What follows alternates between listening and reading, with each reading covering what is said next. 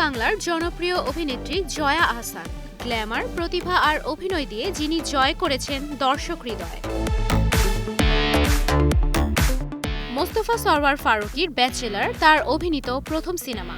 এরপর ডুব সাঁতার, ফিরে এসো বেহুলা, গেরিলা, চোরাবালি, দেবীর মতো সিনেমায় অভিনয় করে কুড়িয়েছেন প্রশংসা। শ্রেষ্ঠ অভিনেত্রী হিসেবে জাতীয় চলচ্চিত্র পুরস্কার পেয়েছেন 5 বার। 2013 সালে অরিন্দম শীলের আবর্ত দিয়ে যাত্রা শুরু টালিউডে। 1 যুগ ধরেই কাজ করে যাচ্ছেন সেখানে। বিসর্জন, বিজয়া, রাজকাহিনী, ক্রিস ক্রস, রবিবার, অর্ধাঙ্গিনী, দশম অবতার, বাঙালি ভূতের গপ্প, ভূতপরী, ডিয়ার মা ছবিগুলো মনে রাখার মতো। কলকাতার সবচেয়ে সম্মানজনক ফিল্মফেয়ার বাংলা পুরস্কারও পেয়েছেন 4 বার।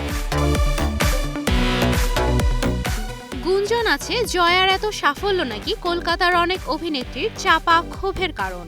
এবার তিনি শিকার হলেন পশ্চিমবঙ্গের তৃণমূল কংগ্রেসের নেত্রী জুঁই বিশ্বাসের সমালোচনার। 15 জুলাই জয়ার সমালোচনা করে ফেসবুকে একটি পোস্ট দেন তিনি। সব ভালো চরিত্রই জয়া করে যাচ্ছেন, এমন সমালোচনার জবাবে জয়া বলেন, এটা সম্ভব হয়েছে নির্মাতাদের ও দর্শকদের ভালোবাসার জন্য। আরও ভালো কাজ উপহার দেওয়ার ইচ্ছা তার। তবে একা ইন্ডাস্ট্রির সব চরিত্র করা যায় কিনা এমন প্রশ্নও রাখেন তিনি।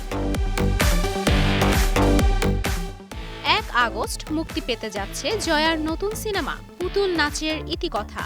মানিক বন্দ্যোপাধ্যায়ের উপন্যাস অবলম্বনে ছবিটি নির্মাণ করেছেন সুমন মুখোপাধ্যায়।